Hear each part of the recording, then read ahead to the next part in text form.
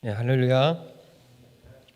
이렇게 하나님의 말씀을 나눌 수 있게 되어져서 정말 기쁘고 좋습니다. 제가 항상 설교를 준비하면서 그리고 이렇게 설교를 나눌 때 항상 하는 기도가 있어요. 그것이 무엇이냐면 이것을 통해서 예수 그리스도가 흘러가게 해 주십시오. 늘 예수 그리스도가 앉을 수 있는 그 자리를 만들 수 있도록 하나님 도와주십시오. 늘 이렇게 오직 예수 그리스도를 나눌 수 있게 해달라고 항상 기도하거든요. 오늘 동일한 마음으로 이 말씀을 듣고 오늘 이 시간을 보내는 모든 성도님들도 우리 안에 계신 예수 그리스도만 고백할 수 있는 시간 되게 해달라고 좀 간절히 기도하는 마음으로 하나님의 말씀을 받기를 원합니다. 오늘 제가 거룩이라는 큰 주제를 가지고 설교를 하려고 합니다. 거룩은 아무리 강조해도 지나침이 없다라고 저는 생각이 들어요. 왜냐하면요, 우리가 가지고 있는 가장 소중한 단어 중에 하나가 바로 거룩이기 때문에 그렇습니다. 거룩은요, 하나님의 생명력이고 예수 그리스도의 생명력이고 그리고 성령님의 생명력, 이 삼위일체 생명력을 이렇게 온전히 그리고 풍성하게 담아내는 언어이기 때문입니다. 그래서 거룩은요, 하나님을 묘사하는 형용사로만 사용되었습니다. 오늘 우리가 함께 나눈 그 찬송가 가사에도 그렇게 나와 있었죠. 거룩하신 이가 주님밖에 없네. 거룩하신 이는 하나님밖에 없습니다. 여러분, 그것을 믿음으로 고백하십니까? 그러므로 우리가 거룩을, 이 큰 거룩을 이해하기 위해서 하나님과 거룩을 분리해서 이해할 수 없다라는 것입니다. 하나님만이 거룩의 시작이요, 내용이요, 하나님이 거룩을 완성하시는 분이십니다. 그래서 하나님이 거하시는 곳이 어떤 장소가 됩니까? 거룩한 장소가 되어집니다. 하나님이 계신 곳이 거룩한 성전, 거룩한 전이 되어지는 것이고요. 하나님의 백성이 바로 거룩한 백성이 되어집니다. 하나님이 다스리는 나라가 바로 거룩한 나라가 되어지는 것입니다. 하나님은 스스로 거룩하신 분이십니다. 그렇다면 저희는 어떻게 이 거룩에 참여할 수 있을까요? 성경은 우리에게 분명히 말씀하세요. 하나님이 주권적으로 우리를 선택하셔야만 우리는 거룩에 참여할 수 있습니다. 하나님의 주권적인 선택으로 우리를 부르셔야 우리는 그 거룩이라는 그곳에 참여할 수 있다라는 것입니다. 오늘 함께 읽은 말씀이죠. 베드로전서 2장 9절에 이렇게 나옵니다. 그러나 너희는 택하신 족속이요 왕 같은 제사장이요 거룩한 나라요 그의 소유된 백성이니. 택하신 족속이라고 말합니다. 하나님께서 제사장, 왕 같은 제사장으로 불러주셨다라고 말씀하십니다. 거룩한 나라라고 말씀하십니다. 하나님께 속한 하나님의 백성이라고 말씀하세요. 하나님이 선택해야 가능하다라는 것입니다. 거룩한 공동체를 하나님이 세우시기 위해서 하나님이 직접 불러주셨다, 선택하여 불러주셨다라고 말씀하시는 것입니다. 하나님이 어떤 사람들을 하나님이 불러주셨어요? 어떤 사람을 불러주셨습니까? 얼마 전에 제가 마트에 갔습니다. 마트에 가서 여러 가지 음식들을 이렇게 사게 되었어요. 계란이 필요했어요. 계란이. 그래서 계란을 이렇게 샀습니다. 그런데 집에 와서 보니까요, 여러분, 계란 그 판이 있죠? 그 판이 플라스틱으로 돼서 투명해서 안에 보이는 그런 상자도 있고, 그렇지 않고 종이로 되어져 있어서 안이 보이지 않는 그런 판이 있습니다. 집에 와서 그것을 안이 보이지 않는 것을 한번 이렇게 열어봤어요. 그랬더니 계란이 여러 개가 이렇게 깨져 있는 거예요. 계란을 살 때 반드시 해야 할 일이 있는데 뭐냐면, 그것을 사기 전에 어떻게 해야 되죠? 그 뚜껑을 열어서 확인해야 된다는 사실을 알게 되었어요. 집에 와서 이렇게 보니까 깨져 있어요. 이걸 어떻게 할까 고민했습니다. 제가 어떻게 했겠어요? 우리가 할 수 있는 방법은 몇 가지가 있겠죠. 그것을 다시 리턴한다든가, 아니면 깨진 것을 버린다든가, 먹을 수가 없으니까 버린다든가, 이렇게 선택할 거예요. 대부분 여러분 마트에 가거나 어떤 물건을 살 때, 과일을 사거나 그럴 때 자세하게 어떤 것이 모양이 괜찮고 먹음직스럽고 그리고 상처가 나지 않는 것을 우리는 골라요. 최대한 좋은 것, 눈에 보기에 좋은 것을 저희는 고릅니다. 그리고 과일을 살 때는 어떻게 해요? 냄새도 좀 맡아보고 이게 잘 익었는지 맛있는지 확인하고 그것을 사는 것이 우리의 일반적인 이해입니다. 그것이 일반적인 이해죠. 좋은 것을 선택하는 것은 당연한 것입니다. 그런데요, 하나님이 선택한 어떤 것, 선택한 백성, 선택한 사람, 그 선택한 사람, 우리와 같은 이해로 선택한 것이 아니다라는 사실을 성경은 우리에게 말씀하고 있습니다. 연약하고 부족하고 흠나 있고 깨져 있는 인생을 하나님이 부르셨어요. 어디로요? 거룩함으로 불러주셨어요.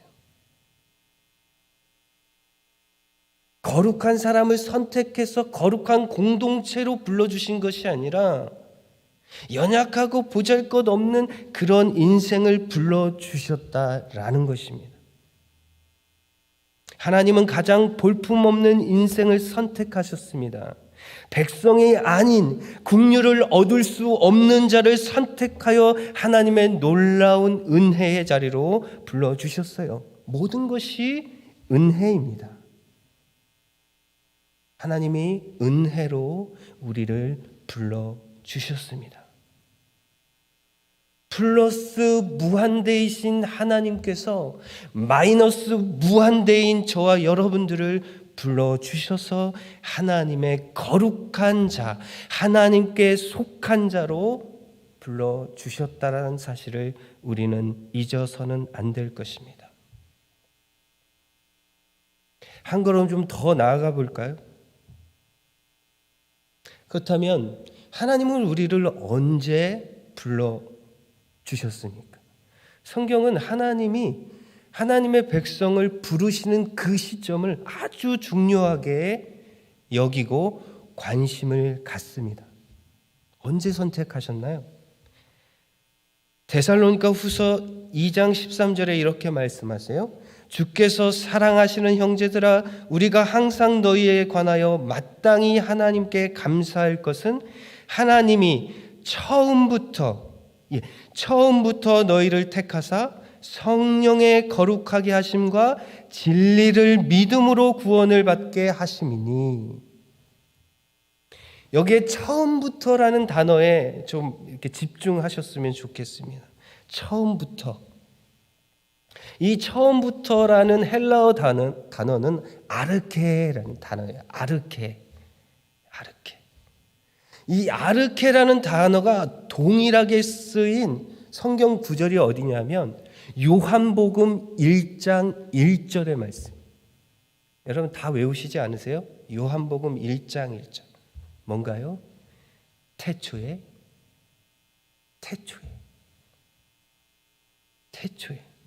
하나님의 말씀이 계셨다. 태초에. 이 태초에라는 단어와 동일한 언어예요. 처음부터. 근데 이 태초에라는 단어는 하나님이 천지를 창조하시는 그때를 앞서는 때를 이야기합니다. 정확하게 말하면 창세 전에요. 창세 전에. 하나님이 우리를 선택하셨는데 창세 전에 선택하셨다라는 거예요. 창세 전에. 이 창세 전에 시간적인 개념으로 우리가 이해할 수 있겠지만 그 안에는 더 깊은 의미가 있지 않겠어요? 창세 전이라는 말은 하나님의 의지를 포함하고 있어요. 하나님의 능력이 우리를 품으셨는데, 하나님의 의지가 우리를 품으셨는데 언제요? 창세 전에 우리를 품으시고 안으시고 하나님의 영원한 그 나라에 속한 자로 우리를 불러주셨다라는 것입니다.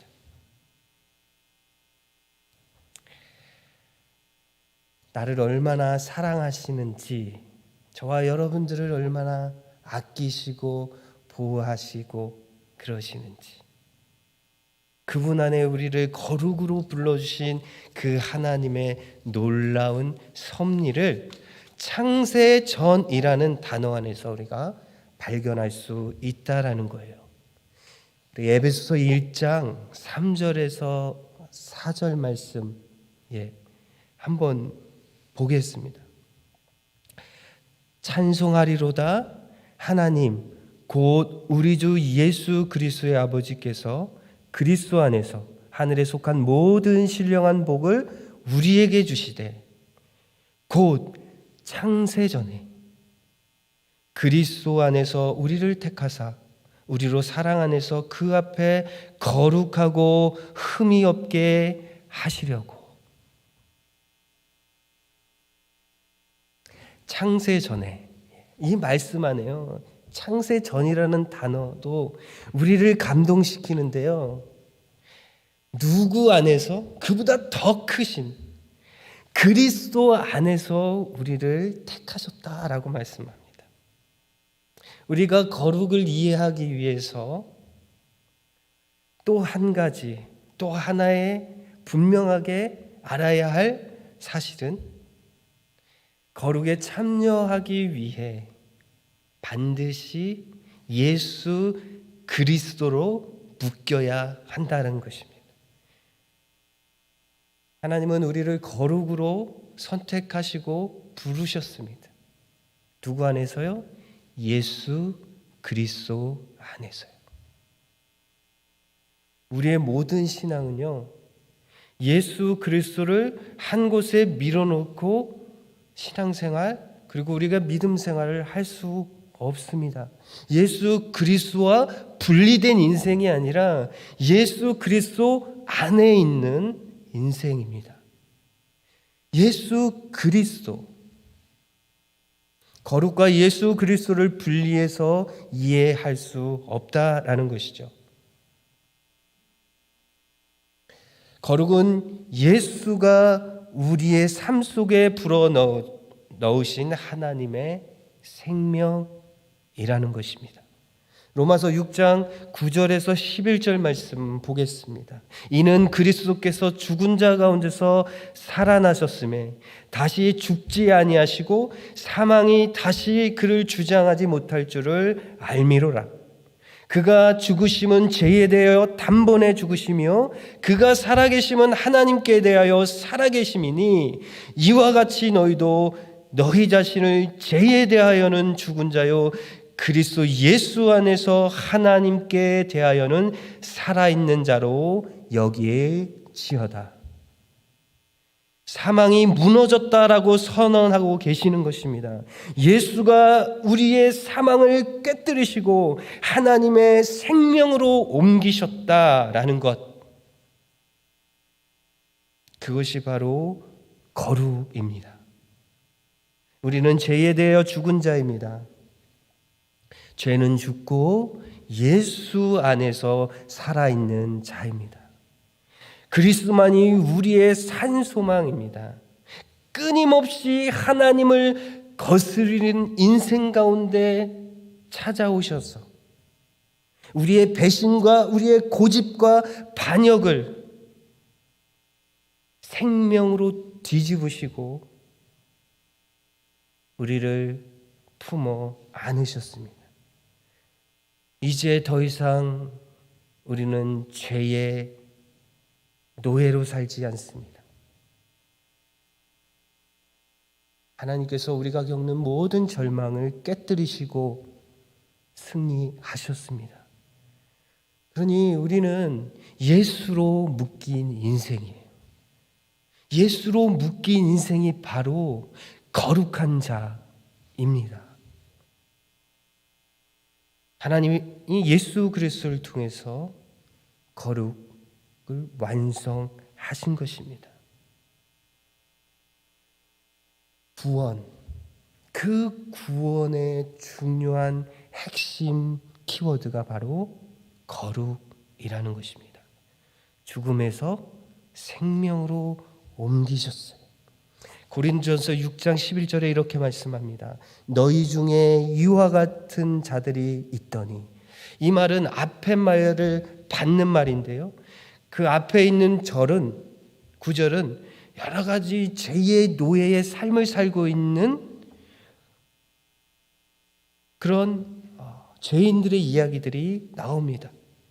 너희 중에 이와 같은 자들이 있더니 주 예수 그리스도의 이름과 우리 하나님의 성령 안에서 씻음과 거룩함과 의롭다 하심을 얻었느니라.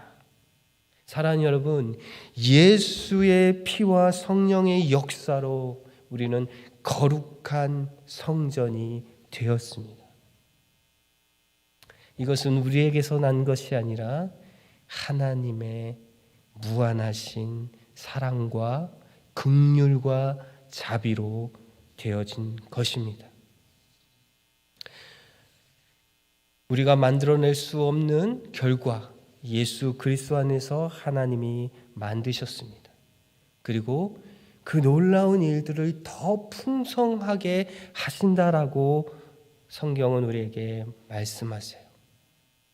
우리가 잘 알고 있는 로마서 8장입니다. 로마서 8장은 로마서 말씀 그 중에 가장 꽃이라고 할 수 있는 말씀이에요.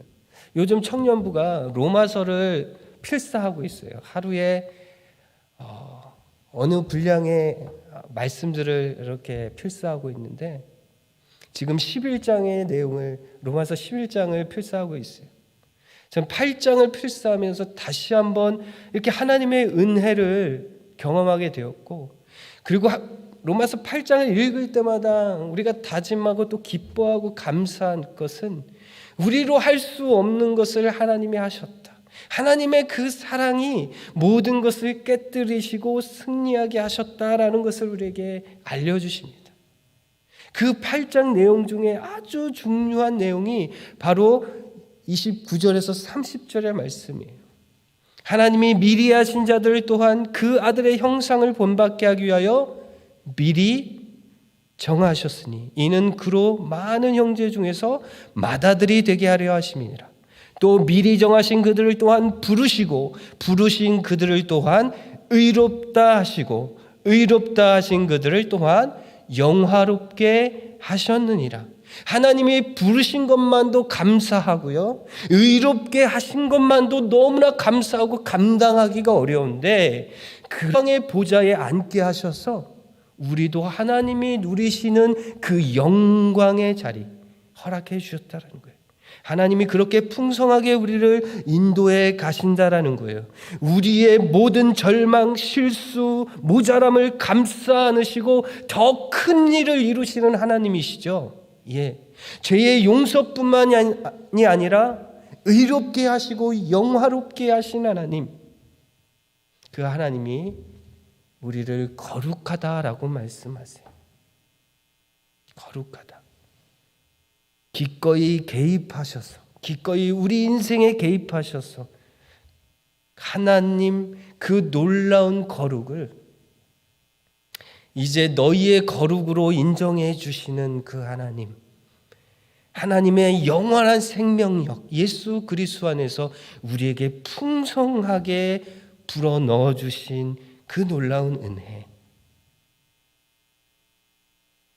이 은혜를 누리는 저와 여러분 되었으면 참 좋겠습니다. 하나님이 우리를 거룩해 하셨습니다. 거룩한 자를 부르셔서 그렇게 거룩하다 말씀하신 것이 아니라 선택받을 수 없는 어떤 가능성이 우리에게 전혀 없을 때 그의 아들을 선택하셨습니다. 그래서 그의 아들을 죽이시기까지 우리를 품으시는 그 사랑, 여러분 그 사랑으로 오늘 하루를 살아가면 어떨까요? 그 사랑 안에서 하나님의 놀라운 은혜를 선포하면 어떨까요? 어둠에서 빛으로, 사망에서 생명으로 인도하신 예수 그리스도의 놀라운 은혜를 선포하면 어떨까요? 그 안에서 누리는 기쁨 참 놀랍지 않겠습니까? 저는 이 말씀을 준비하면 이런 생각을 했습니다. 하나님이 우리의 모자람, 그 부족하고 연약함 속에서 죄로 죽었던, 허물로 하나님을 거부했던 인생을 자신의 아들을, 하나밖에 없는 독생자 아들을 주기까지 우리를 사랑하셨다면, 이제 거룩한, 그분을 통해서 거룩한으로 불러주신 저와 여러분들, 이미 하나님의 자녀라는 그 놀라운 정체성을 가진, 하나님께 속한 자로 불러주신 그 안에서 일하시는 하나님은 얼마나 대단할까, 얼마나 놀라울까, 이런 생각을 좀 해보았습니다. 계속 우리는 부족합니다. 연약합니다. 아직 하나님의 일을 감당하기가 어렵습니다. 건강이 부족하고 여러 가지 물질이 너무나 부족하여 어떤 일을 감당하기에 부족합니다 라고 하고 있는 저와 여러분들에게 이미 너는 내 것이다. 내가 너를 선택하였다. 너는 나에게 속했다 라고 하나님이 인정하시는 저와 여러분들의 삶 속에 하나님이 얼마나 더 큰 일을 이루시겠어요? 여러분 기대가 되지 않습니까? 그 기대 안에 여러분 사시지 않으시겠어요? 저희 교회만큼요,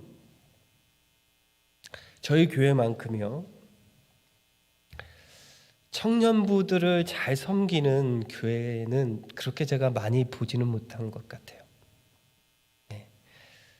청년부에게 최대한의 어떤 노력으로 성도님들이 너무너무 잘 섬겨 주셨어요.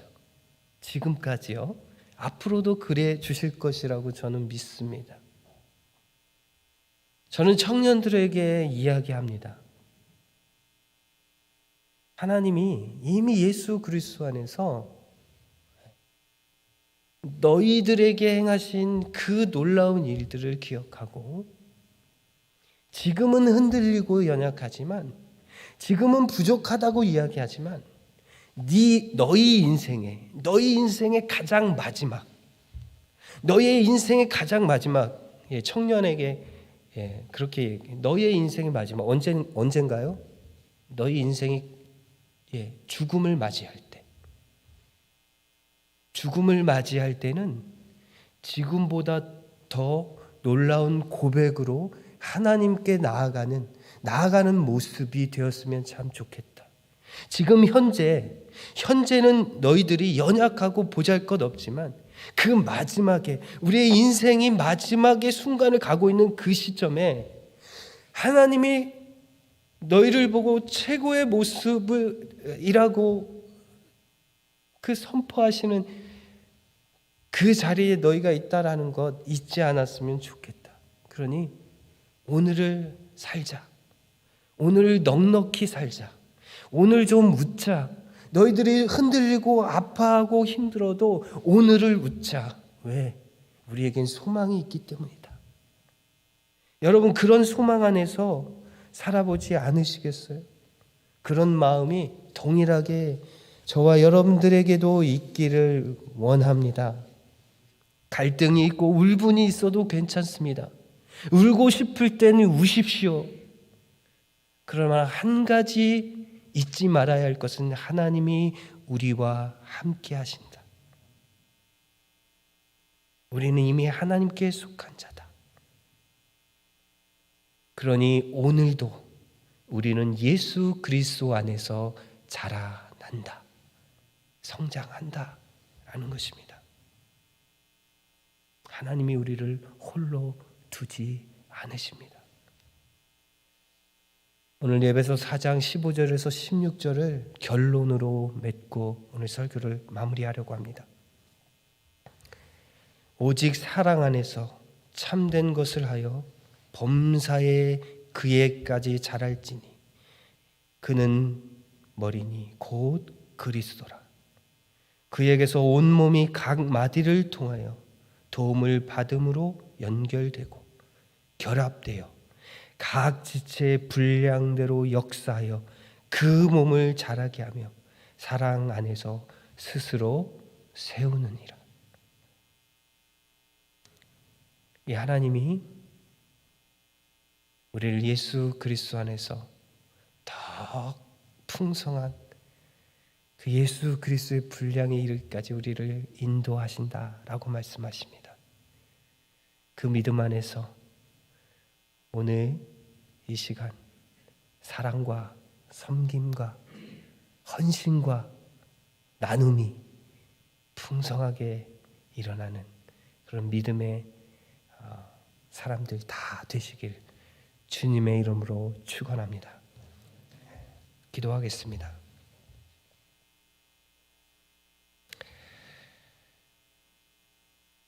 사랑의 하나님, 믿음 안에 어떻게 보면 우리를 세우신 하나님으로 인하여서 우리가 거룩한 자 되었습니다. 예수 그리스도를 죽여 구원받은 자들입니다. 생명 얻은 자들입니다. 거룩해 된 자들입니다. 그러니 그 안에서 정말 하나님만 바라보며 나아갈 수 있도록 성령님 함께하여 주시옵소서. 우리의 부족함도 우리의 연약함도 다 품으셔서 하나님의 사람 되게 하셨습니다. 하나님의 공동체 되게 하셨습니다. 그러니 그 안에서 풍성함으로 살아내게 하시고 그 안에서 하나님이 응원하시는 그 응원과 하나님이 주신 그 승리로 하루하루를 멋지게 살아내는 저희 모두 될 수 있도록 하나님 함께하여 주시옵소서. 감사드리며 예수님의 이름으로 기도합니다. 아멘.